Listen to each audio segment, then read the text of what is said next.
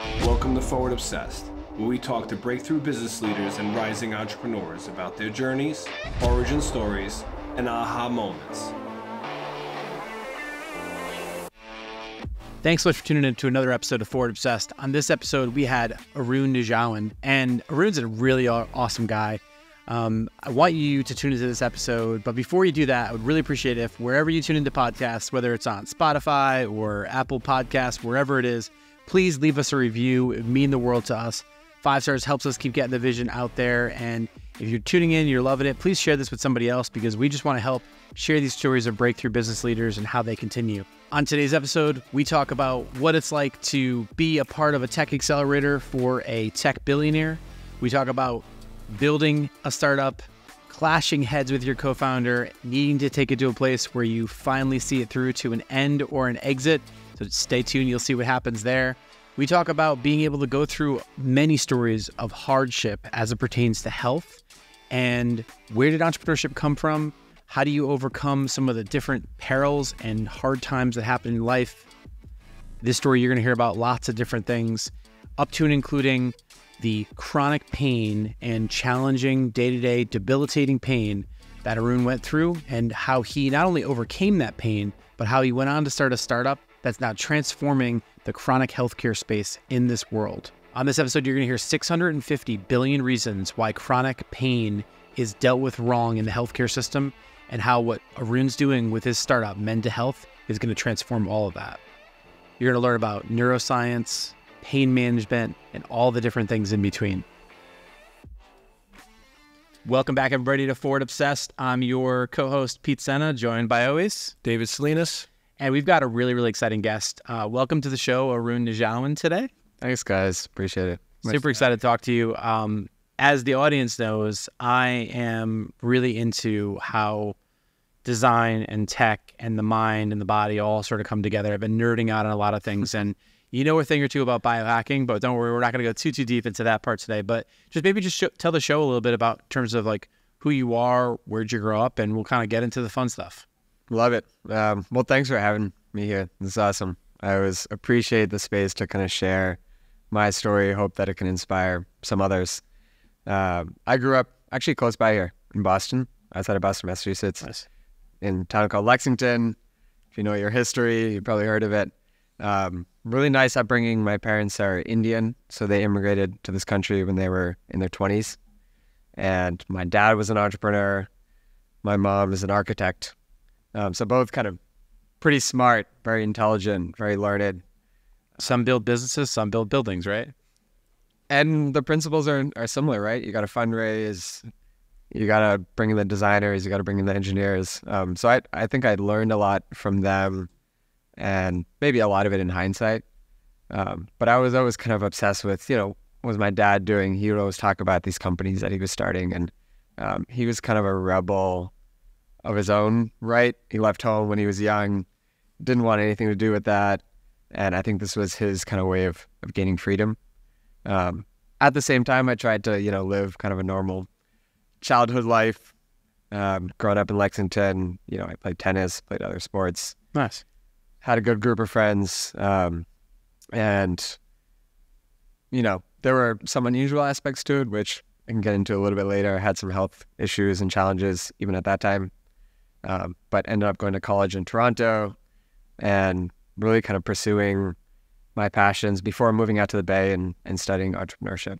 Awesome. I want to talk about, you said two things that I think the audience is going to get a ton of value from. I know I'm certainly getting value from, which is not only were both your parents builders of some type. Yeah. Your father an entrepreneur, your mother an architect, but they're also immigrants. And one of the things that we talk a lot about is I believe that great entrepreneurs know how to push past struggle. You can't be a successful entrepreneur like you and not push past struggle. Totally. So before we get to some of your health struggles, which again, I really appreciate you being able to share that with us, let's talk about just your earliest memory of coming to grips with the fact that you were the son of immigrants in this country, and what was it like to be the son of an immigrant in this country with a father as an entrepreneur at that time in Boston? Yeah. There's always multiple aspects to that, right? One is as brown kid growing up in America, it's always like a little confusing. A lot of our community were actually other Indian Americans or other Indians who had moved from India, and we'd go to, Diwali is a big holiday. It's like Christmas.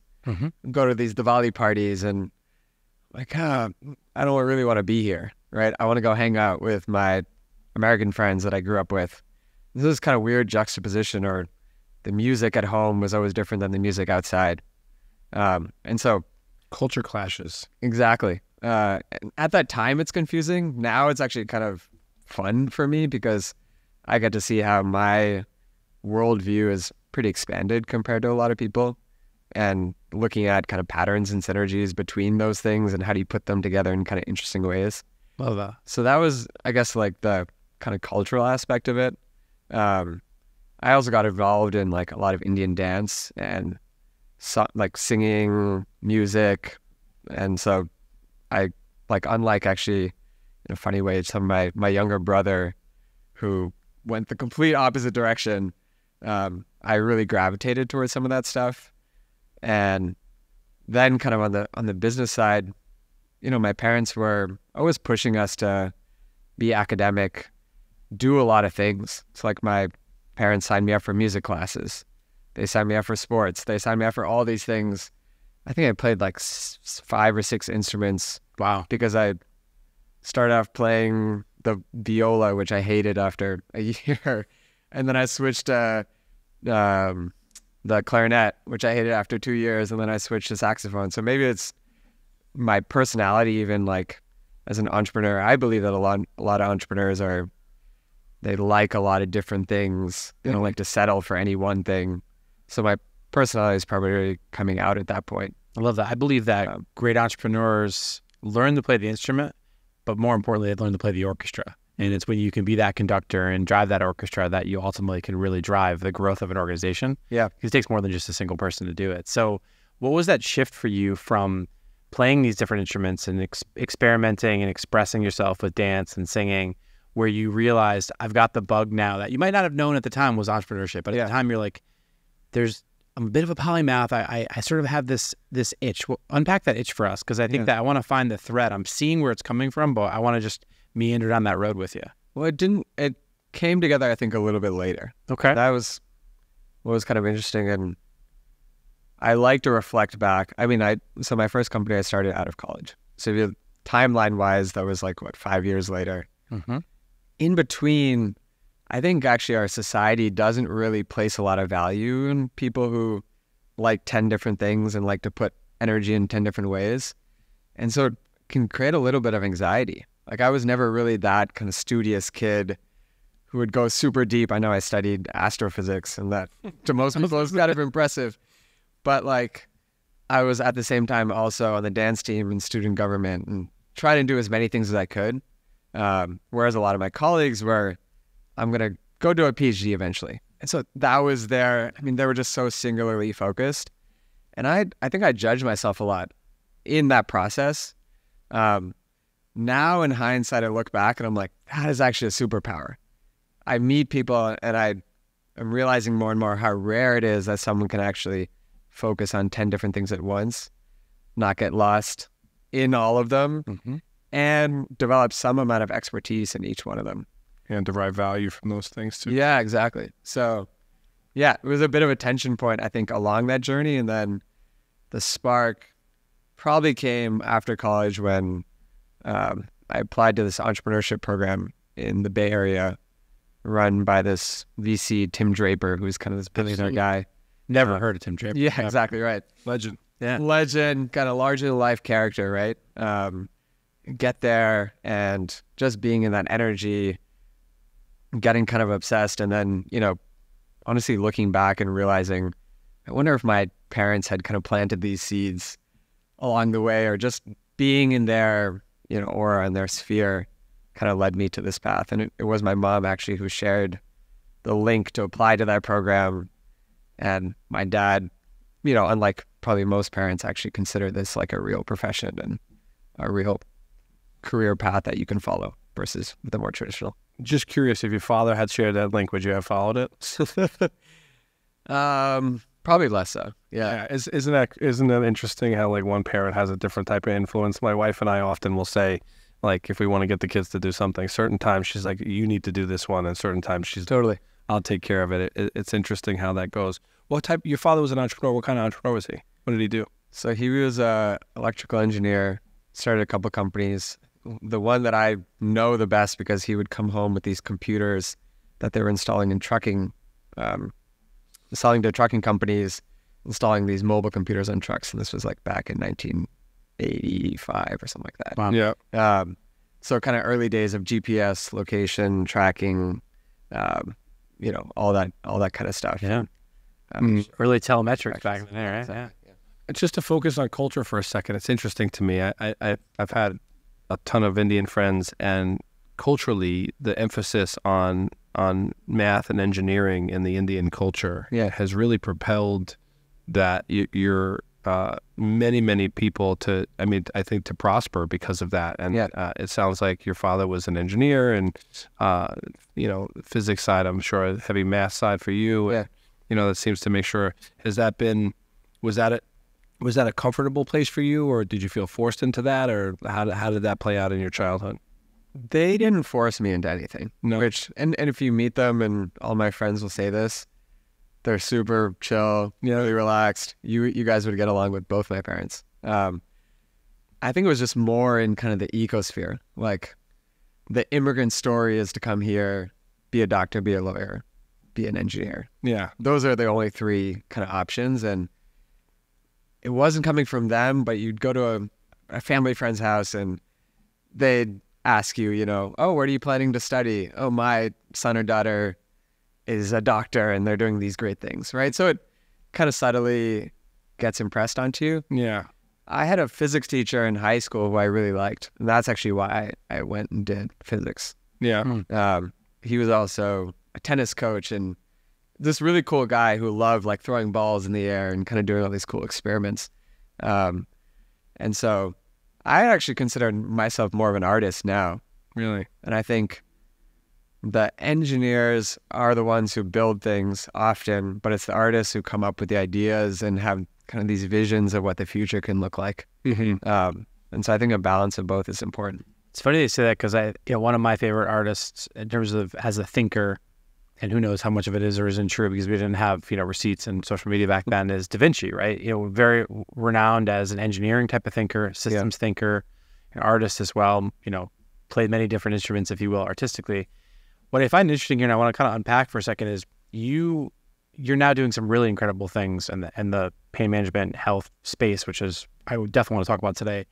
But what I think is interesting is the most complex system in the world is the body, right? In so many ways. And what I want to talk about, if you're okay with it, is at a young age, your body in some cases was breaking down on you, right? And you went through some really tough struggles. And I think it's going to really inspire a lot of people. So can you maybe just take us back to that time when you were battling some of those things, and as such a brilliant thinker, were forced to sort of think of your body as a system and think of the things that were happening or not happening at that time, and how you used that to go on and have such a successful career, which I just can't wait to unpack with you. At that time when you're going through something difficult, and we've all been through our versions of that, you develop kind of your own ways of dealing with it, your own skills. One of them for me was just like extreme positivity. Maybe it took kind of a toxic degree at that point, and I've really reconciled how to achieve more of a balance. But I was sitting out in kind of your guys' lobby earlier, seeing all the Ted Lasso themed posters and, paraphernalia around. I love that show. Me too. Through and through. And we could do a whole episode of that, I'm sure. For the reason that I think whoever's created the show has really nailed on this idea of like belief in self, belief in a positive future. Those things actually impact outcomes. It's not like a false faith. And so I don't know how I got to that in that process. And honestly, through a lot of these struggles, sometimes you kind of black out a little bit. Sure. You don't really remember all the details. But I know that, over those kind of tough experiences, that was always the thing I came back to, is making people laugh around me, bringing positivity to the situation, maybe dealing with some of those kind of internal struggles on my own. And that's still part of my process. But I remember, a few times when I was going through different surgeries and things related to the kidney transplant, it happened to be my mom's birthday, which we celebrated in the hospital. And so I was like, and so they brought a cake in and this and that. And, it's kind of a weird situation because I can just imagine my mom as a parent, super worried, want to make sure that I'm okay. And I'm also this person who's like, I want to make sure that everyone else is actually doing okay. And so similarly, when we're working on companies, when things go tough, when people who you're managing or your employees are looking to you to kind of like steer the ship in a certain way, I think a lot of those experiences are kind of really influence how I lead and how I kind of direct.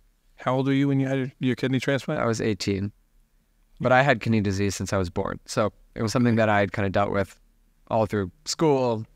How to disappear to the nurse's office, taking all these medications. So it was always something very present. I think that was also one thing that kind of made it hard for me to be super studious and present at school because I had all this other stuff going on in the background and focuses and stuff. Yeah. And I was a kid, I also didn't really know how to talk about it with my friends. Right. So there was a couple people who kind of knew what was going on, but most of it was in the dark. And I just didn't know how to kind of share those experiences with people. So it's actually taken me a lot of work to be able to talk openly about this kind of stuff, even in the last 5-6 years. Your energy comes through as soon as you walk through the door, and I saw you and your smile, your persona, it comes through. And then to hear that you were overly positive, I feel that.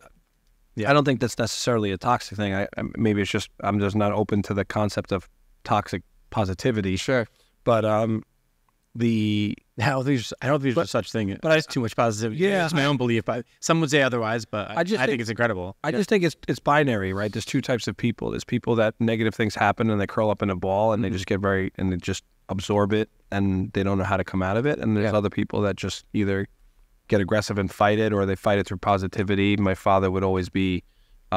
He instilled in us the idea of it's bullshit. You'll be fine. You'll push through and just keep your mind and thinking about the outcomes that you want, and that will happen. And I think that it's hard to teach that. Yeah. Where did that come from in your life? The pushing through kind of. Yeah, the positivity and all that.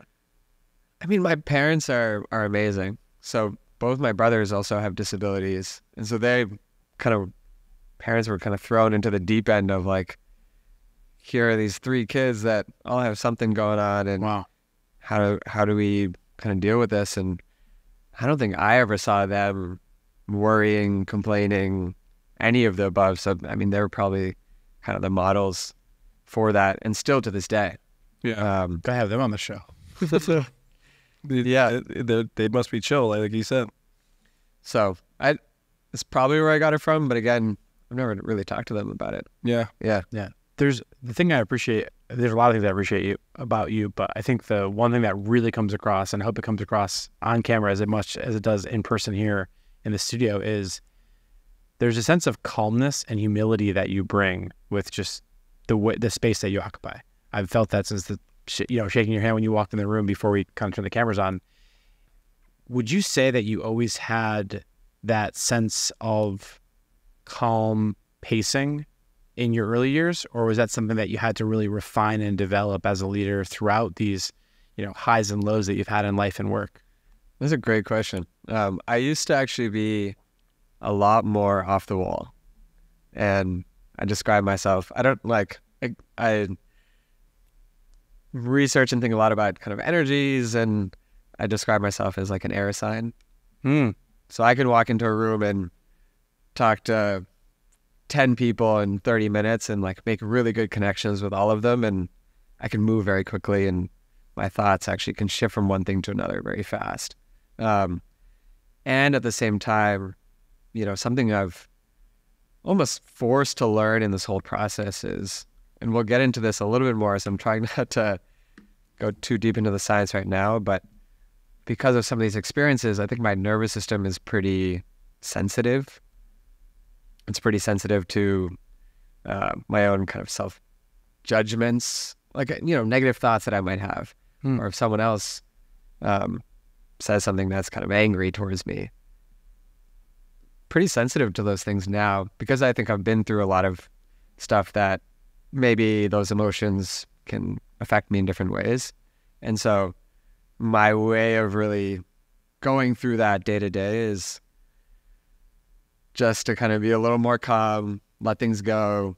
And I think that it's kind of an approach that I've developed probably over the last 6-7 years since like the chronic pain healing began, and hopefully we can get into that. Yeah, definitely. We're excited. Sure. No rush. Before we dive into chronic pain, because I think it's going to be a tenet that takes us through many parts of this conversation today, and certainly something I think many people are battling one way or another today, I want to just talk a little bit about some of your principles and practices, because you used words like energy.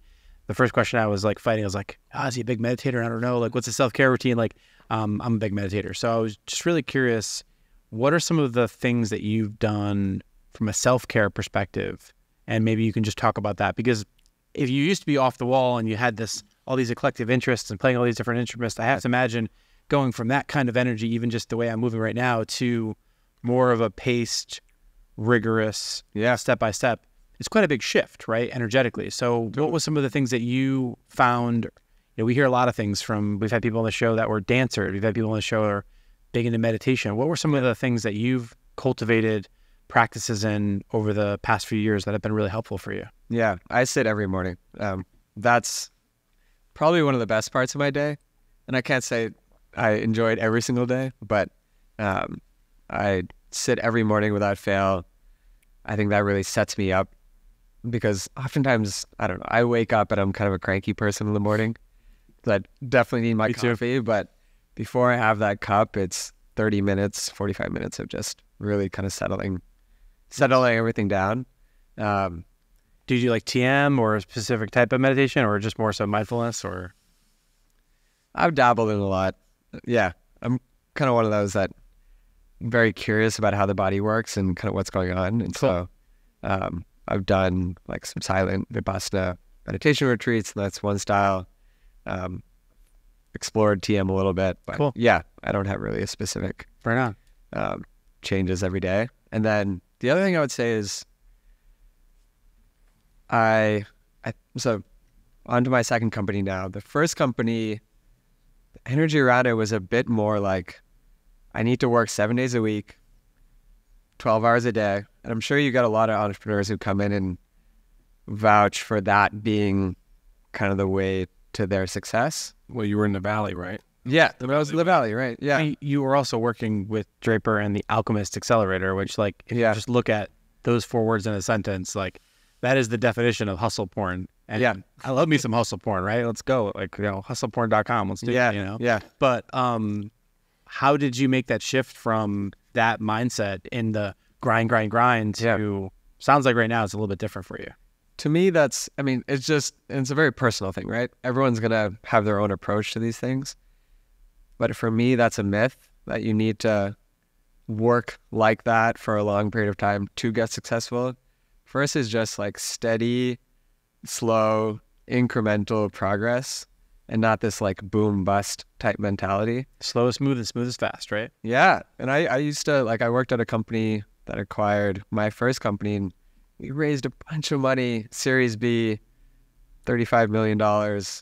You raise a bunch of employees, and then things are not really clicking, and then you have to fire half of them. I mean, that doesn't seem like the right way to go about things. And so coming back to your question about practices, other than sitting every morning, it's really important to me that I spend time with my partner. I spend time connecting with friends. I spend time playing music, getting outside, exploring New York, cooking, eating good food. All of those things, like, to me, is what life is really about. We want to be in service of people, and we want to be in service of our passions and our goals and all of that as well. But for me, it's all about balance. It's all about balance of all these things. And what's cool is you learn something in one arena and you get to bring it to something. You got to bring it to work or vice versa. Awesome. And so it's all, I don't think of these things as black and white. It's not like I leave work at 5 and then I'm doing something fun. I'm always kind of in that mindset of trying to learn and trying to understand some of these patterns and trying to grow, trying to put things together. And one thing that I might, notice in my meditation practice might show up when I'm having a conversation with you guys, right? Which also might kind of translate into when I'm meeting a potential client. Like, what energy am I bringing to that? What curiosity am I bringing to that? So yeah, I don't see them. I see it kind of all as related. And so The gradient of the universe when we wake up to it, right? So say that again. The gradient of the universe when we wake up to it. Yeah. It's just like finding those flows from thing to thing. So let me back us up. Your mom sends you a link. It's the Tim Draper accelerator. You're just roughly out of college? 6 months. 6 months out of college, where you studied astrophysics. Yeah. And you've got an idea for a business called FillMyFork. Take us through that idea, that moment, that aha moment for FillMyFork. Tie it together with astrophysics, please, if you could. I'd love to hear a little bit about that journey. Yeah, so there's a couple steps in between. In high school, I was always kind of scheming different business ideas, how to buy and sell used cars, et cetera, and had a couple of friends who were also kind of into that. One of them, who was my co-founder of FillMyFork, is a childhood friend of mine. I've known him since age 2. So we would always kind of talk about this stuff, and his dad was also an entrepreneur, and our parents knew each other, and that's how we met early on. His name is Karthik. And so we would kind of brainstorm stuff. It was more just for fun, right? It's like to get your dreams out onto paper. And we didn't actually end up doing, I guess, anything physical, but we participated in a couple of business plan competitions in high school. We pitched an idea in one of them actually for this food recipe app for the iPhone. The iPhone had just come out. It was like the first 6 months of the iPhone. And Karthik... Urban Spoon, just think about Urban Spoon. Yeah, exactly. And so Karthik had just gotten his hands on an iPod Touch. And so we had this demo where we were like scrolling through photos, but no one knew that the iPhone was so new that people thought it was actually real, even though we were just like swiping. Mm-hmm. Like, wow, that's so magical. We had created a couple screenshots on Photoshop. And so I think this idea of food, I don't know exactly where it came from, food cooking, but we had always really been in that space because also it's like coming back to Indian Americans, cooking is always such a huge part of like the home-based life. Uh-huh. We eat dinner every single day at the table. It's the way to show love in the Indian culture, right? Yeah. Absolutely. Yeah. Without fail. Like no matter what's going on, you're there at the dinner table. And so then we're often hanging around the kitchen while like my parents are cooking and that kind of stuff. So fast forward, went through Draper. I actually applied with a different idea, which is not a bad one. It was more about kind of wastewater and more on the energy side of things, clean energy. Mm-hmm. And I was going through the program and I didn't really, to be truthful, I don't know if I believed in myself and I knew what I wanted to get out of this. I don't know if I went in saying, I'm going to start a company coming out of this. Mm-hmm. I did go in knowing that I'm really good at like making an impression on people, meeting friends. There were another 30 people in the program, a bunch of whom I'm still very good friends with. One of them is actually in New York today, and I'm going to meet him later tonight. Nice. And so early on, it was just like building that community, hanging out with Tim. He's there every day, just really kind of soaking it all in. And then, kind of slowly, they introduce us to concepts and they bring in these kind of cool speakers and you start to believe. And I've always thought of myself as like pretty good at, I guess, pitching. So I came up with an idea, again, was more around water, pitched it. Tim, I think, was impressed with just me as a person and maybe kind of the idea generally. So he decided to invest and then let me stay there for a couple months. And they had this super cool office space where you walk in, the front desk is a Tesla that's cut in half called a Deskla. And like, there's superheroes everywhere. And it's just crazy Silicon Valley place. Can we cut yours in half? No. Maybe when it, If you want to, it dies, then if you want to buy me another one, sure. I mean, yeah. I just got the new Plaid, so I'm just like, you can't cut that. Yeah. It's 4 weeks old.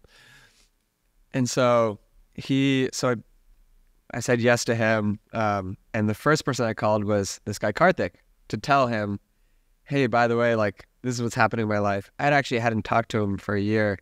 He was in Bombay trying to become an actor. So he's also kind of like me, like kind of eccentric, little weird guy. And he had just come back to the States, and we started talking a little bit, and somehow I think we got a little scared of this water thing. It was about trying to detect water leaks in pipes. I know I'm getting a little going off on a tangent in the story, but no, there's a plumber at my house right now fixing my sink. So water leaks, you're speaking my unfortunate language. Yeah. But we're 23 years old, and we're like, we have no idea how to solve this problem. And I'm sure it's still probably a problem that's worth solving. So we kind of went back to the drawing board a little bit and came back to this idea of food, because I think it was something that was comfortable for both of us, something that we had some familiarity with, some overlap even from the past. And so we started FillMyFork, and the idea was to help people eat healthy. And we didn't really know who we were selling to. Again, 23 years old, taking a little bit of money, and Just a good idea. fresh off the boat. You have no idea what really you're doing and why you should go talk to customers first before building anything. Like, it's those kind of basic principles that you guys probably advising new startups or new founders to keep repeating over and over again. And then, through kind of experience, you learn eventually. So yeah, we kind of started this, and we built kind of a prototype and a demo. Neither of us were engineers. Karthik is an engineering manager. That was what he did his master's in, and operations and chemical engineering. So like, none of us knew how to code, but it was this kind of like relentless energy and pursuit around, we're here now, we've really committed to this thing, so let's figure it out. Did you build it yourselves, or did you have to bring So we built the first prototype ourselves, and the idea, it was like a scale that you could put food on, you could talk to. And so it was a voice recognition. You say apple, it would weigh the apple, and it was a calorie counter kind of thing. But just for the audience, what year was that? This was in 2013. Yeah, So it was 2013, folks. Like, we didn't have LLMs, we didn't have voice recognition, we didn't have the stuff that we have today. So doing the kinds of things that he's telling us about, I remember back then, like, read a lot of code, you got to do a lot of stuff to make those kinds of basic features and functionality work. So for two non-coders, whipping that together inside an accelerator, Deskla or not nearby, was probably an adventure. It was an adventure. And it was around the time, I don't know if you guys have heard of the company Noom. Yeah, of course. Yeah, Noom started right at that same time. We're like, oh, there's this company Noom Coach, and they've pivoted a bunch since then too. So I'd like to think that we were onto something. We eventually, kind of moved from one thing to another and realized that employer benefits want these kind of programs for their employees. So we kind of changed our approach to thinking about what's called B2C instead of B2C. Right. Yeah. And we had a food as medicine program for employees, for diabetics, et cetera, to make healthier choices outside of the office. Right. So starting off with, again, just like a passion and not really sure what path we're going to, slowly you talk to this person and you get some advisors and you get some investors, and, one thing leads to the next, and you kind of end up in a pretty solid place. I don't know if I answered your question at all. No, you did. I mean, that's you just taking us through the journey to FillMyFork. Yeah. I actually like the scale idea. What happened with the scale? Did it ever go forward? It didn't. I think we were not super comfortable selling like a consumer product. So there was building it. We hired an engineer, a mechanical engineer, to help us build. And again, you're 23, and I think you just get scared sometimes of some of these challenges. Was it a Bluetooth, like a Bluetooth? Yeah, exactly. Yeah. So we're ordering Bluetooth chips. And this engineer out of Berkeley who was helping us, and she was a student still. So, because we didn't have that much money, we're still trying to fund ourselves and pay for our living and all that. Sure. And then there was I think a company that came out at about the same time that was doing something very similar. It's like funded by Carmelo Anthony and a bunch of other kind of notable celebrities. And Those never work. yeah, I don't think it went anywhere. Very rarely do those work. Yeah. But then you still got it acquired. We did. Yeah. How did that happen? What was the process for that? And like, what brought that about? So about 2 years into FillMyFork, I think we realized that we needed a little bit of help on selling and kind of structuring things. And so we applied to Alchemist, which is an accelerator in the Bay. It's a B2B accelerator, so only B2B businesses.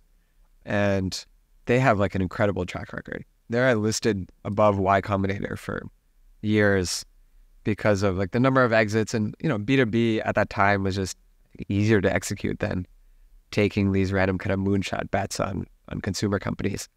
So we applied to Alchemist, we got in, and one of the Alchemist companies from I think their first or second batch was Zapongo. And they're now called FoodSmart. But they were the company that ended up taking us in. And so we went through Alchemist in that 6-month process, and just to kind of speak to how much that guidance and structure really helped us, we landed 3 customers in 6 months. LinkedIn, Adobe, some like pretty large enterprise. Nice. We're in the pilot phase, but we're getting there. We're kind of getting our traction. AOC though, didn't? Yeah, exactly. Yeah. And then, kind of if I were to be totally honest and transparent, I think we had been doing this for 3 years. Karthik and I were kind of butting heads a lot. We were good friends too. And so we didn't have a ton of separation from each other. And I think we were both just feeling a little burnt out and tired of it. And so we kind of were thinking about, what do we do next? Let's talk to some potential, companies that we could partner with and maybe as an exit strategy. So we talked to a handful, Instacart, a few other kind of food-based things, a couple of health plans, hospitals, kind of all the ones who might be interested in this, like food is medicine. Which is funny, fast forward 6, 7 years later, Instacart just launched Instacart Health, and now they're delivering food to these patients, right? So I think we were onto something, whether early or not. But yeah, we were just kind of feeling like we needed a change. And so I think we decided to take that step forward. But yeah, we got connected to FoodSmart, the accelerator. Do you think without the network and the location where you were, that you would have been successful in getting out of that business? Definitely not without the network. And now I realize that people is relationships, people, that's everything. Yeah. They say that the through my studying of the ecosystems, because we have an ecosystem here in New Haven, and Pete and I have studied multiple ecosystems in like Cary, North Carolina, and various places, New York and Boston. Yeah. You realize that the magic in Silicon Valley is the ground coverage that you get, it being inside that bubble, that they protect what's in the bubble. They make sure that the exits happen and that the people don't. They cover each other's backs, and they know who can fit into what positions, and that kind of thing.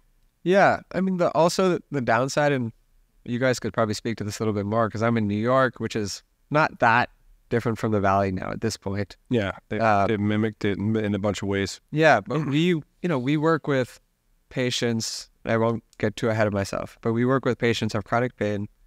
They're everywhere, right? So they're in rural areas as much as they're in cities. And if anything, companies that are popping up in cities are going to have a harder time reaching the patients that don't have access to these things. So I think starting something in any location, there are going to be pros and cons to any of it. If you start if we were to start our company in rural Idaho, we'd have no competition. We'd have probably no competition on the investment side, or like very little. So there's a lot of pros to that too. Again, obviously, some of these networks are not as strong, but I'm less of the belief that like the Valley needs to own all that, or New York, or any of the locales. I think there's a lot of power to actually being close to the people and to the problems, and not being so separated in these like big cities that are kind of bubbles. Actually, they're not really connected to a lot of the problems that people actually have, especially the ones that we're trying to solve to. Yeah, I think it was good to be close to it when you were chasing sort of moonshot to your point of moonshots and unicorns. Like they're used to that talk and that space in the Valley versus in other places. If you just want to tackle a problem and you just want to build a great business and solve something for people, then I think that the location definitely doesn't matter. Yeah. So you joined Zipango. Just we always like to ask the question of like, what was the acquisition like? Was it hard? Was it like what was the process through the acquisition? Yeah. The emotional. We don't talk about the financial usually. Yeah, of course. Yeah. I mean, it was a relief. Yeah. Given kind of what I shared, we were happy to be moving and changing into something. And what was cool is they were doing the same thing that we were doing, but they were, a couple of years ahead of us. And they'd raised a bunch of money. They had a big team. They had a bunch of marquee clients like Google, IBM, that were paying them good money. So for us, it was a continuation of the mission, more teammates, and a stable kind of job and salary. I mean, that was everything that we wanted and more. So from that part of view, it wasn't challenging. I think also that bubble burst at some point, and I got the itch back. And I think entrepreneurs have a hard time staying at these companies for a reason. I was going to say, what was it like to not be the boss anymore and not be the person that decides your destiny? Oh man, I had some good bosses, but I don't know what it is about me. I don't really like being told what to do. This is generally kind of who I am as a person. So yeah. But yeah, and then kind of emotionally, I think there was definitely some emotional resolution that needed to happen between Karthik and I, and we went through that process. And how's your relationship now? It's great. He's my co-founder now. So fantastic. And now Missed that. Like figured a lot of this out. We're a lot happier, and that's amazing. So you went back in. I'll tell you the story. That one. Yeah, I didn't think it was going to happen, but yeah. Okay. Yeah. So how long did you last in Zipango before you took off? For 2 years. 2 years. I saw you took a job as a data scientist there and product manager. Yeah. But ultimately, you got the itch, or what we like to say, it's entrepreneurship is a mental health disease. I've been saying entrepreneurship's mental illness, so like just being a bit playful about it. But yeah. What did you do after that? You you started lecturing, right? Yeah. So so kind of what happened while I was at FoodSmart was actually develop chronic back pain. And so that's where Menda Health was born a few years later.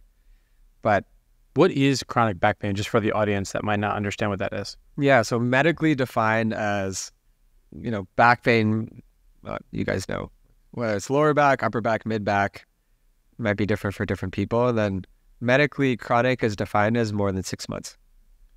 For in pain for longer than 6 months? Yeah. Got it. And it's more days than not. So like 4 days out of the week, generally. I think most people actually have a different assumption around what chronic means. Like they'll only deem themselves chronic after like a couple of years, I just think of the Dr. Dre album. Yeah. I was trying to make you laugh on that one. I had to, so sorry. A little levity wouldn't hurt nobody. Yeah. So I just noticed when I was working, sitting in a chair like this, started to get all these aches, and like I, would massage my shoulders, and then I have to get up and stretch a little bit and bend over. I'm like, oh, okay, this is, I guess, just normal. I'm sitting in a chair all day. And then, kind of one thing led to the next, and became pretty debilitating. So one of the reasons why I left Zipango was because, again, I'm trying not to get too ahead of myself. We can come back to the healing process, but after a long journey, started to kind of find some recovery from these symptoms. And just for context, I was working horizontal for like a year. Wow. I couldn't walk for more than 5 minutes. Oh my God. Wow. And so I started to figure some stuff around that. We can talk about it. But in that, you kind of reprioritize your life.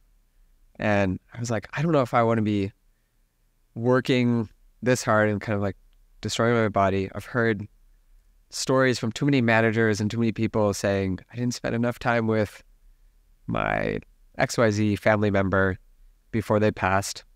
It was just a lot of these kind of thoughts. And so I left more so to kind of take care of some of my own needs and goals outside of work. And so I went and lived at home for like a year and a half. And this is before COVID and then going into COVID, because I had been away for a bunch of time. Both my brothers are there. My parents are there. It just felt like, what are we living for? Why are we doing all these things? I think ultimately it's like to gain the freedom. And if I have the freedom to go do that, meaning if I have the whatever financial stability and the mobility, like all of these things kind of put together, why am I waiting? And so, yeah, kind of left FoodSmart. And then, you know, in that period, I was doing some teaching, entrepreneurship, just kind of mulling over like what to do with this chronic pain thing that I couldn't really get out of my head.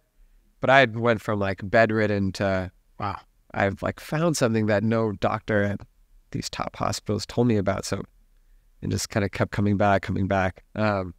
During that process, sorry to interrupt you, can you unpack what the research journey was like for you? Because I'm really curious now. I mean, obviously you're going to take us through a crescendo as finding your co-founder again and start this great venture you're in now, but all these doctors are throwing these things at you. You can't stand or walk for longer than 5 minutes. You're having to primarily be bedridden or horizontal, as you were saying, right? What was your own process for digging into science, digging into the different things to start to kind of go on that journey? I'm just really curious. Yeah. So I went through what we kind of describe to our patients now as the hope disappointment cycle many times. So you hear about some new treatment or your doctor tells you about, okay, you know, go see this orthopedic specialist. He's going to recommend, you know, some spinal injection. It's just been researched. You go and you kind of get your hopes up. You do that thing. You're still in, you know, maybe it provides some relief. I did physical therapy for 9 months with the same PTs that saw the San Francisco Giants. So like, can't get better than that, right? And you're going and you're very optimistic. You're like, okay, these people are going to really help me.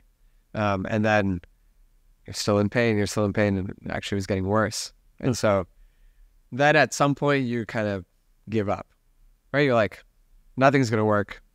I was diagnosed with something called degenerative disc disease, which has no cure. It sounds terrible. And so, yeah. And then you hear about, you know, maybe 6 months or a year later, you hear about, oh, here's this other thing, or someone, you know, everybody has kind of an answer for you. Kind of, you were mentioning, you know, your cough that you've been having. Everyone under the sun is like, oh, yeah, my cousin dealt with this, and like, take this herbal supplement or go see this doctor. And so you're kind of bouncing around and going up and down, really, in terms of like your belief in hope. Yeah, getting better. Exactly. Yeah. And then, you know, in kind of those periods of hope, you may start to Google things and do a little bit more research. And so in one of those, a colleague of mine told me about this doctor.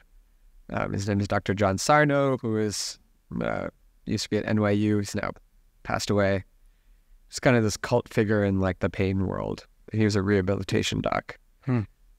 He wrote a couple books. So my colleague told me about one of these books, and I was like, okay, sure. And I picked it up and started reading it. And I was just reading myself on every page. And that kind of started more of the research and following kind of these communities of people who were also talking about this doctor and other research that they were suggesting. And so kind of one thing led to the next. Yeah, interesting. So you find a thread and then you go down the rabbit hole. Did you try like multiple things? Did you try pills and surgeries or anything like that? Yeah. I mean, did it all? Yeah. And that, well, except for surgery, which was good. Yeah. We hear this story a lot. There's one story that I always tell, which is the first time I went to the doctor and he gave me like a muscle relaxant for back, and I was getting all this cramping in my stomach and stuff. It was actually really effective, but it relaxes you kind of totally. And so I came back, I left the doctor's office, went to the pharmacy, picked it up, was in a ton of pain. So I took one. I think I took the bus home. I took an Uber back, and there was a park nearby my house, and I sat down on a park bench and then woke up like 2 hours later. Wow. And I mean, Scary. this thing just like knocked me out. And it was, again, very effective. Yeah. I was feeling much better. I could rest. I So could, waking up, being like, what just happened? yeah. Wow. And I was just, dazed. And I'm like, oh my God, this, so the medications and all this stuff in a kind of weird way was both very helpful and not a great long-term strategy. Yeah. Like, yeah. It's just I have dealt with lots of back pain in my life, and my brother was a chiropractor, and he would always tell me that the pills are just addressing the symptom and not the issue. Yeah. And he was right. And I also know the mental anguish that you go through when you're constantly in pain. Like I had this back pain one time, and I just remember it was like 2 weeks of pain every single day. And you just start to say to yourself, like, I don't want to live like this. Yeah. Like if this is going to be the rest of my life, this is not where I want to be. Yeah. So it can force you into some really dark places, but I'd also imagine it enlightens you. So where does the aha moment happen for you? Yeah. I want to say one thing even before answering that question, which is it's kind of why I don't judge anyone who's taking any medication, even if it's opioids. I know there's a lot of like negative stuff about it, and for good reason. And when you're in that state, You'll do anything. the doctor tells you something, you'll try it, right? And it helps. And then like 6 months later, you're like, is this really helping? And people have different experiences with it. So yeah, I don't judge myself even then for trying those things and going down those paths, because yeah, you'll do anything to kind of get out of it. For me, what was really the aha moment, I mean, it was a series of things, but this book kind of really opened me to some of these concepts. And if you guys have like a links section, we definitely do. Yeah, please do. Yeah, please mention it, and we'll put it in the show notes. yeah, and I can share a bunch of different things, some podcasts, some books. We'll grab a list from it, make sure to put all those in the show notes for you folks. So definitely check those out. Yeah. And really kind of the basic idea behind the book or any of these things is that when pain goes beyond 6 months, for the majority of people, 85 to 90%, the issue is actually in the brain. There's nothing wrong with the body. It's a hard thing for like most people to swallow, especially if you've been through a lot and you've tried a lot of different things. So I heard that, I read that, and I was like, that is nonsense. Like 99.9% skeptical, but there was a little bit of me that was like, this doctor's talking about people who go through really difficult life experiences are predisposed to developing chronic pain. Say more about that. So, and there's a lot of good research around this. I'll just talk about it, I guess, like at a very high level. We have this thing called the nervous system. It connects brain, body, all in between. 52 miles of nerves run in each of us. So if you take all of our nerves and you put it end to end, it's 52 miles long in one body. Incredible complexity in the nervous system. The nervous system is basically in charge of like regulating 30 different organ systems, from our breathing, our heart rate, digestive, and it's also, it reacts and responds to our, what we know of like fight or flight or rest and digest states. So when you're in a constant state of like threat or hypervigilance, your nervous system learns, just like learning to ride a bike, how to deal with that situation. So it actually gets heightened, it gets hypersensitive. So I went through a lot of this stuff when I was younger. I had a ton of anxiety about it. I was in this kind of constant state of threat. And so my nervous system now has this pattern that it's built so that next time I'm in that state, it quickly jumps back up to that heightened state. Right? And historically, or Traumatized. Exactly, right? It's a form of trauma, right? It's the saber-toothed tiger. Exactly. And that's exactly what I was going to say, right? So that's like the design of it. In our modern world, it is not totally adapted to really dealing with some of these things. And so I read that in the book, and I was like, this sounds like me. And then he said other things like, people who go through those experiences often develop personality traits. So they become people pleasers. Or they become stoics. They don't deal with their emotions. This kind of comes back to the toxic positivity thing, which dovetails into this a little bit. But I was like, okay, yeah, I think that I'm just reading myself more and more and more. And I start to, I guess, connect the dots a little bit as to what's going on. And the aha moment maybe came a little bit later than that, when a bunch of these communities, and now there's like apps developed around this stuff, and there's where I was trying some basic meditations. And so I'd come from an Indian household, was heard about meditation, but I'd never really done it ever in my life. And I was like, I don't know about that stuff. And started off doing some basic like body scanning, because that's what people were saying, like, this is one of the practices that you should try if you think you have what we call like neuroplastic pain, brain created pain. Very real. It's not in anyone's head. It's happening in the same spot that your structural issue was there. But the region of the brain that takes over shifts, and those pathways become learned, and it keeps firing those pathways. That's basically like in a nutshell. But wires together, fires together, right?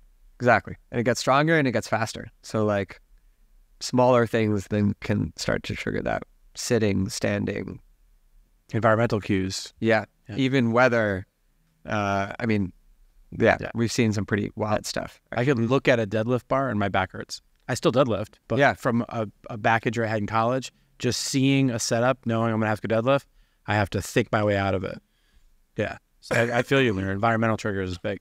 When I read about your business and this connection to the brain, I didn't think about the trauma side of it. I just thought about the I forget the medical terminology that they came up with it, but I'm going to call it like ghost vibrations from your phone.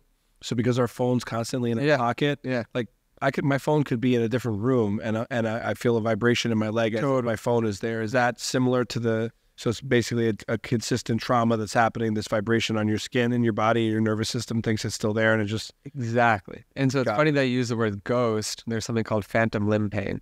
This is what we introduce a lot of people to. Yeah. Like amputees experience that, right? Right. In some cases, yeah. And there's a really profound treatment for it called mirror therapy.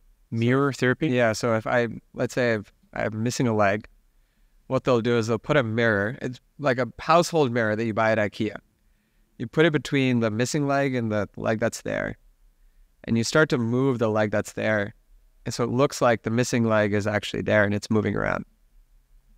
And the brain reinterprets those signals as the leg is there and everything's fine. And people's pain goes away. Wow. And so what I was experiencing, or what you're kind of bringing up, is it's a phantom pain that can exist as a migraine, as a back pain, etc. And that's what most people are going through. You've had back and neck pain the entire time I've known you, 20 years. Yeah. You guys should talk offline. And so that's exactly what it is. You've learned this kind of like pattern or habit of reacting in a certain way. And so trauma is kind of one way to think about it. And then the pain itself is also a trauma. Where when people are in pain, you're always thinking about it. You're always worried about it. You don't want to bend this way, move that way. Well, it's Pavlovian, right? Stimulus response. Exactly. I mean, yeah, absolutely. Wow. So at the time, if my timeline is correct here in our notes, you're teaching at this time, you're lecturing at this time, and when this aha moment's starting to kind of hit you. Do you remember the moment? I do, yeah. Where were you? What were you doing? I love that you remember it. Yeah. So I was sitting... Actually, no, I was lying down in meditation because I couldn't sit up for more than a few minutes. Right? Basic body scanning, right? You know, for anyone who's listening, a body scan is nothing special. Like, I was listening to a guided audio. I'm new to this. I'm not an expert. And I'm scanning my body, and I'd been doing this for a few weeks at this point. So I'm lying down, I'm scanning my body, and then as always, there was this pain in my lower back. It goes down both my legs, something called sciatica. Scanning. You're supposed to do it in a kind of skillful way. And then when I got to that spot in my lower back, the pain shifted. It moved to my shoulder while I was looking at it. And I was like, I read about this. This is what we call explosions. And this is a really good sign that the pain is actually a neuroplastic. It's brain created. So the brain is actually switching the pathway. It's getting confused a little bit. And there's some really good science around why that happens. But that happened, and everything that I had learned up until that point, through what people were sharing, just kind of came into focus. And I was like, I'm onto something here. And so you'd think that, I'd go off into a cave and start meditating.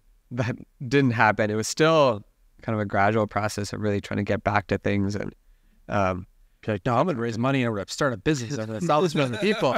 Like, that's probably what it took, like 2 years period, because, part of the kind of stress of the first startup was definitely trauma led me to this place. And I was starting to kind of connect some of those dots. And it was that meditation session. And that's why, that actually got me into my meditation practice. Have you ever considered the fact that you bring a lot of air energy to the table, but yet two of the businesses had dealt with wastewater? Have you ever considered the juxtaposition between those two things? I had not. No. Meditate on that. I'm curious to hear your thoughts. I'll give you my cell phone. So 2020. Yeah, well, I was going to say, so this is post-COVID. So COVID just shut down in March. You're a month into COVID. You decide that you're going to launch this business. What would the launch process? Did you raise capital? Where are you at with that? Yeah, so I was in India at the time. You were in India when COVID hit? Right before, in February is when I left. So 1 month before the shutdown. Yeah. And my partner will say I was going through my eat, pray, love, kind of phase. But I traveled to 15 different cities over a couple months in India, and I just wanted to explore and kind of see where I came from. And it was a beautiful, marvelous trip. Then I found myself sitting, kind of a funny story. It's not as profound as it sounds, but I found myself sitting in a yoga ashram in Rishikesh, which was where yoga started. And I'm supposed to be doing yoga, but I'm on the computer, like writing a business plan and kind of coding this app, because I just can't get this thing out of my head. Like, why did it take me so long to figure out how to get better from something that only took a few weeks? Like, to actually recover fully. And so, I kind of one thing led to the next. And this guy, Karthik, who I've alluded to, he actually was in India at the same time. We met, we were on this train together going through South India. And if you've never taken a train in India, it's like a marvelous experience. Highly recommend it. But I started kind of talking to him a little bit more seriously about wanting to start this. He was very in support. And what's interesting is he was going through his own chronic pain, abdominal pain journey, IBS. I don't know if you guys Yeah, of course. Which had been ongoing for 2 years. He was actually in India partially to do some like Ayurvedic type treatments. And I won't go too much into his story, but we were kind of loosely talking about it. And then I remember getting on a call with our third co-founder, who I will kind of share the story of how we met. But while I was in India, sitting like in this kind of hostel type thing, and his name is Dr. Les Arya. And so I was just kind of noodling it in my brain. And then when I got back, I think on that trip, I decided that I was going to do something. And so when I got back, it was March. Wow. And I was like, okay, I'm going to do this. We didn't raise capital right away. I think my first, you kind of do it the way that it's funny to look back in hindsight and see like, oh, would I have made some of the decisions differently? But we decided to bootstrap it for 2.5 years and gather as much patient data as we could. So the opposite of what you did in your first business. Yeah.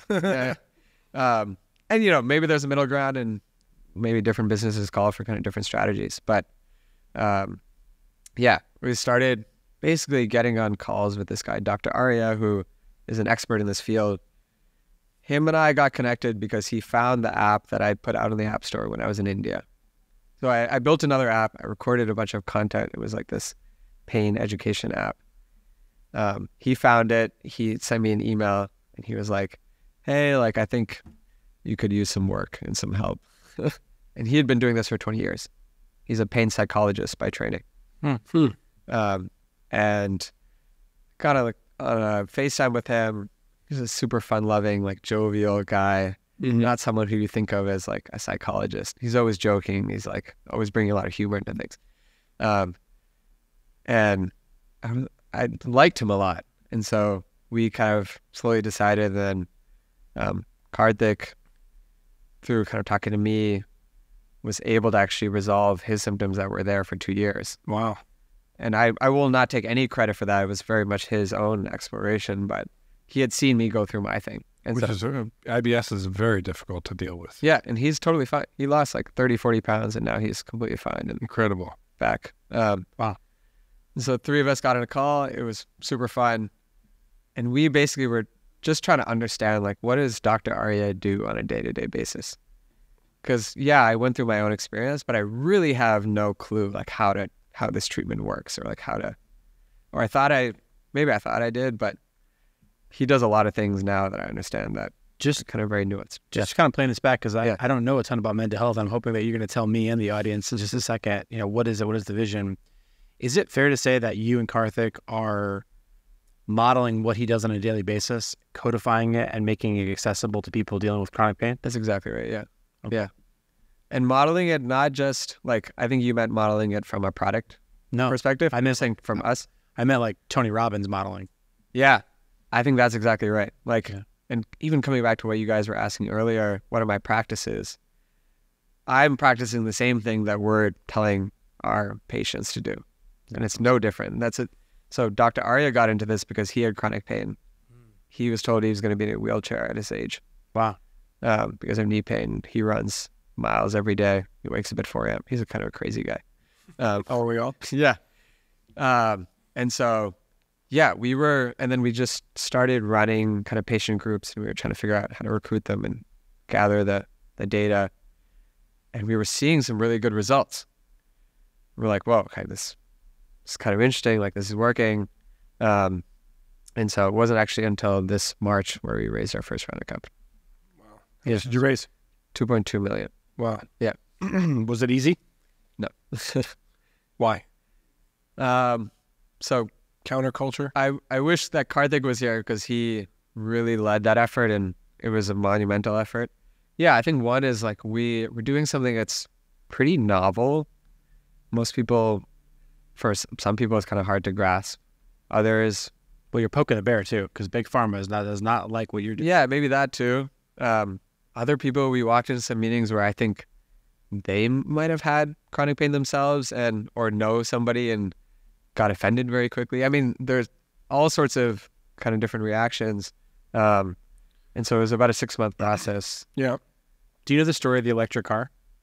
No. I think you... Or like from back in the day, I think. Yeah, so, a little bit, yeah. I think your team might be inspired by it. Robert, our EP, will make sure we share that with you. But people were blown away by the fact that why was it that it was Elon Musk that is credited for really the resurgence of the electric car in many ways, despite all the different things that happened.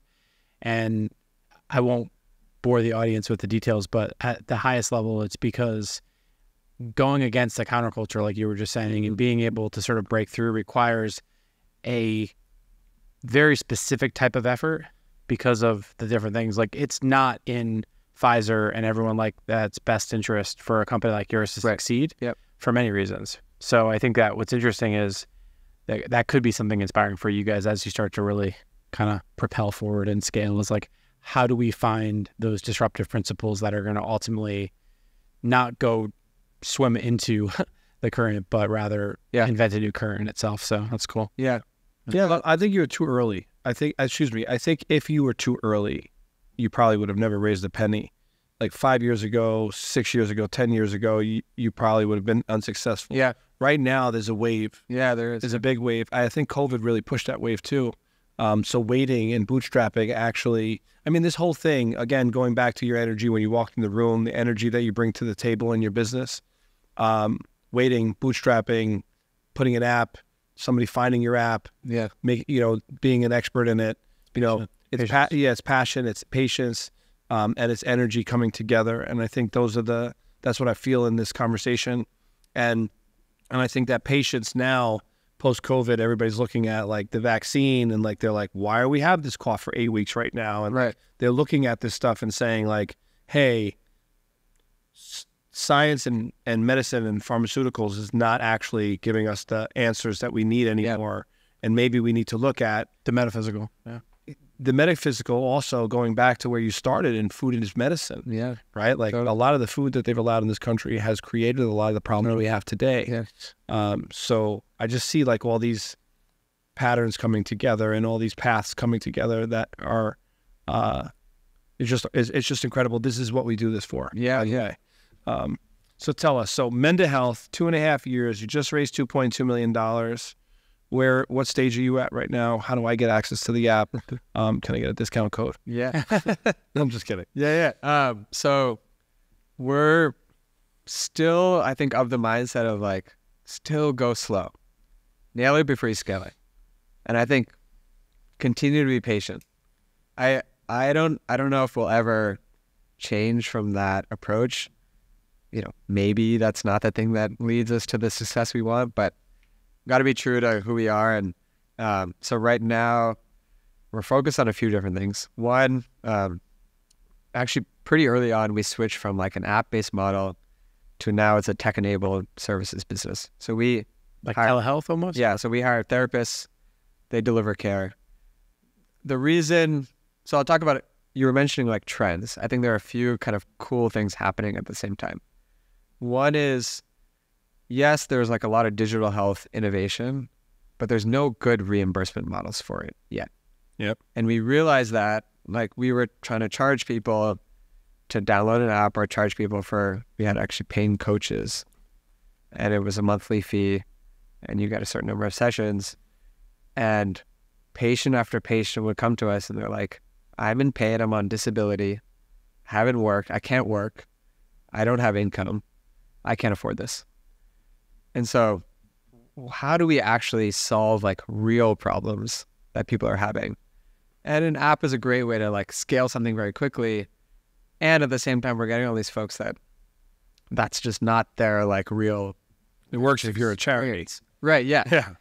Yeah. And so we pivoted to now we take insurance. We're in 6 insurance plans. We're hiring therapists, and like that comes with its own challenges. One of which is clinical ops. And this is why I think us trying to scale too fast is a bad idea, because we're kind of all new to like insurance billing, authorizations, patient coordination between like different clinicians. Landmine field. I mean, it's nuts, right? It's not software anymore, which is what we're used to. What's cool is it's actually really meaningful and it's really real and it's very tangible stuff. And it's not one of those things that like, if we scale too fast, we're going to break everything. And I remember like 3 months ago maybe, we got an influx of 20 patients from a referring doctor on one day. And it was just a madhouse because we hadn't really built the capacity. And I know that doesn't sound like a lot, but for a bespoke model it is. Yeah. And so we hadn't built that even like that groundwork, and it was a blessing because it's forced us to really double down and build that kind of like pipeline infrastructure. Yeah, infrastructure, exactly. And so we're doing 2 things. We're really building that infrastructure right now. Yeah.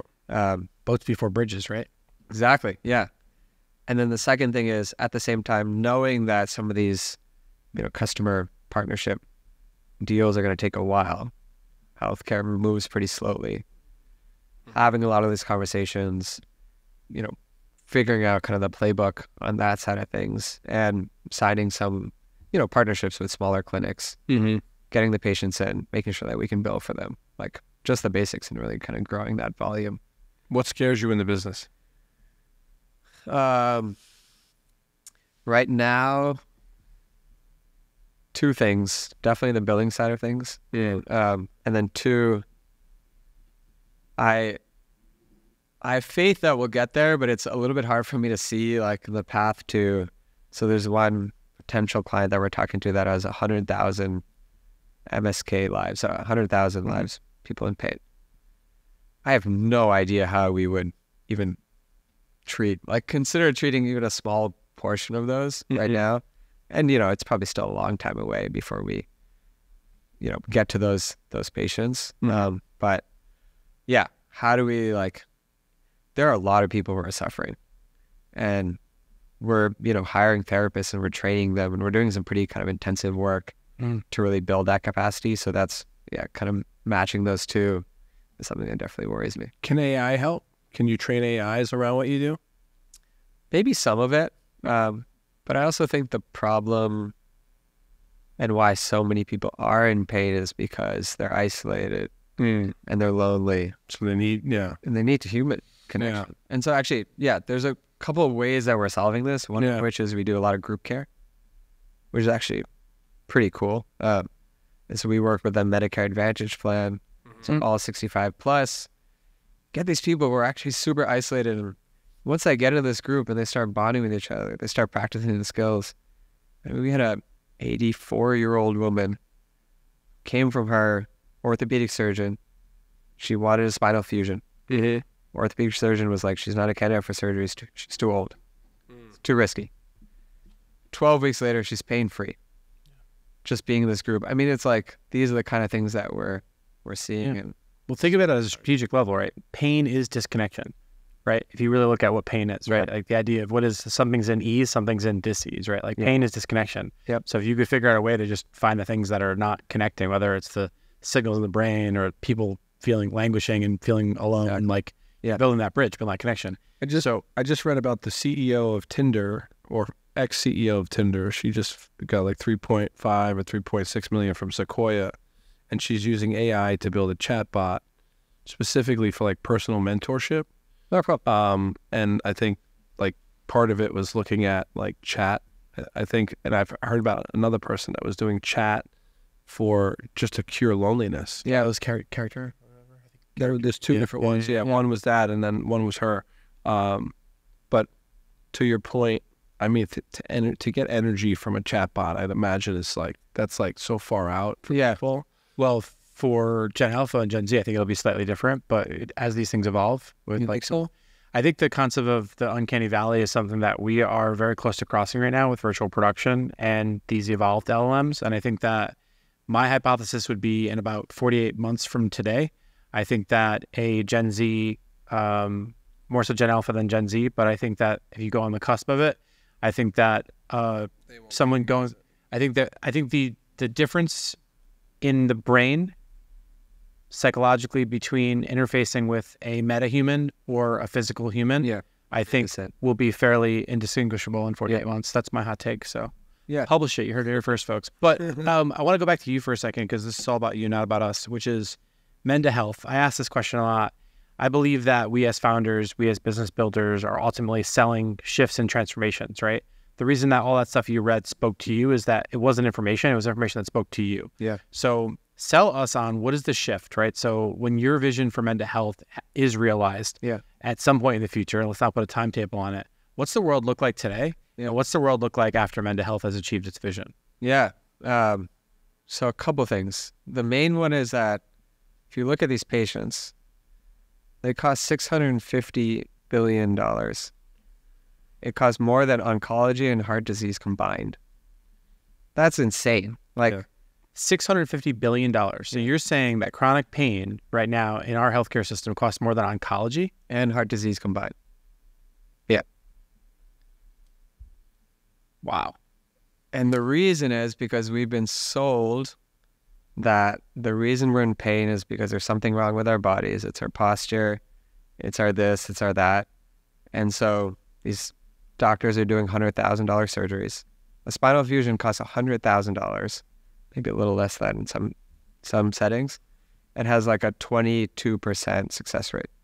Or you go to PT for 9 months, or you go to PT for 9 months. I mean, at least that's like reasonable, and from a cost perspective, it didn't help me. But I don't buy the PTs as much as just some of these, like our whole cost of Menda program for 7 months, meeting every week with like support in between every session, costs as much as 2 steroid injections. A pill to make you numb, a pill to make you dumb, a pill to make you anything. But right, what's that song? Was it Marilyn Manson? Yeah. Was it? Yeah. It was Drake. I didn't know what you were going to No, it's just start rapping on the show. That hasn't happened yet, but that's so crazy to me. Effective, right? So Yeah. So for me, it's success looks like changing the paradigm around how we think, talk, and address pain to look more at the brain and the nervous system and less at the structure, muscles, tissues, bones. Because I think we can save a lot of money. People will suffer less. Yeah, there might be like Save a lot of people. Yeah, might be a few ruffle feathers along the way. But it needs to happen because these are, talk about the most like disenfranchised folks in the country, or some of. I mean, the ones that we talked to, they're getting paid every day. They're getting bothered by insurance companies. I mean, it's very sad, actually. I mean, personally, and it's funny how we all come together in our journey. I, as Pete mentioned, have suffered from like neck pain, back pain for 20. I've known you. Yeah, as long as you've known me. And I also am a believer that you can control your brain to accomplish things. But I've never thought about it from my body perspective, from my muscle pains, from my muscular skeletal issues. I'm really excited to dive in because it makes total sense to me, and I believe that you're right. So at a minimum, this has opened my eyes. I hope it's going to open up the audience's eyes and all of our listeners, and I think it can make a huge difference because, like I said, that moment for me, I actually got into a snowboarding accident with him in Vancouver, right? Whistler. And the next 4 to 6 weeks of my life, I wouldn't say I contemplated suicide, but I was like, if this is my life forever, this is gonna suck. Yeah. And like, thank God it turned out that that part of the pain went away, and this was like pain on top of the pain he's talking about. Yeah. But I can imagine saving lives, like actually physically saving people's mental health and saving lives with this, because if you can stop that pain, if you could help IBS, if you can do those things, which I believe you can, it's incredible. So this is a great mission for you. Well, thanks for being here, and thanks for giving us 650 billion reasons why the way we think about chronic pain in this country and this world is broken. So on that note, where do folks go to learn more about Menda Health? Where do you go to support your journey, the business's journey? Give us the plugs. Plug the camera now, and we'll put it all in the show notes for everybody. This is the most awkward part of the interview. You can go to menda.health. That's our website. You can sign up there. Input your insurance information, do all the good stuff, get connected with a clinician. And then on top of that, I'll share with you guys some links. It's really our heart's mission to like spread this, right? I think purposefully talk about how the biggest win would be just a shift in perspective, versus like our ARR being some number. Like, yes, that also, but a shift in perspective will come from giving, free podcasts out too. And we just want to get this out to as many people as possible because, kind of like you, people have never heard of this stuff. And like me, it took me years, right? So how do we circulate it more? There's a couple of really good podcasts by some doctors who are leading this field, doing the research. I want to share one more thing, if that's okay with you. Yeah, please. Go ahead. I'll share a link to this study. You're talking about like why this timing is really interesting. 2 years ago now, or a year and a half, 2 studies were published on this brain first treatment called pain reprocessing therapy. They took a group of patients, 151 patients, with 10 years of back pain. After 4 weeks, 2/3 were pain-free, just seeing a therapist who's trained in this. And the pain didn't come back after a year with no intervention in between. So 66% of people walking out pain-free. Just seeing a therapist, no drugs, no side effects. I mean, this is incredible stuff. And this is an randomized controlled trial that was published, one in Beth Israel and one at UC Boulder. So like reputable research establishments. I mean, sounds like a great out-of-home campaign for an experiential build. We're right outside the VC's offices in Silicon Valley, where it's like number of pain-free days brought to you by Menda Health. Yeah, right. Like, ting, ting, ting, ting, ting. Yeah. Amazing stuff. That's great. That is wild. Two out of 3. 2 out of 3. Wow.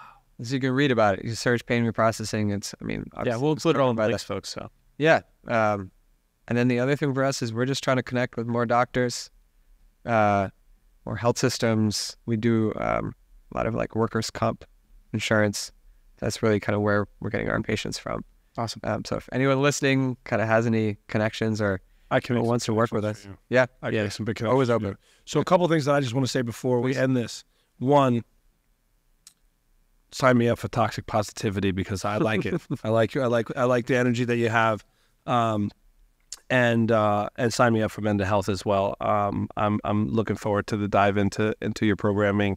The concept, the way that you're the first entrepreneur in, I believe I'm right by saying this, in 43 episodes now, that has really slowed down entrepreneurship and this concept of nail it before you scale it. Everybody's just trying to fake it till you make it or scale by any means necessary. So you brought a really different perspective to the table. This is why we do the show. And we're really thankful to have you on the show. Thanks for being on Forward Obsessed. We appreciate you. Thanks, guys. Appreciate it. Thank you for listening to Forward Obsessed. Please share this episode, subscribe, and leave a review on your podcast app. This episode was hosted by Pete Senna and David Salinas from the Digital Surgeons Podcast Studio in New Haven, Connecticut. Special thanks to our AV crew, Steve Walter and Meg Olson. Forward Obsessed is produced by Robert Roach. If you'd like to contact our team, visit us at forwardobsessed.com.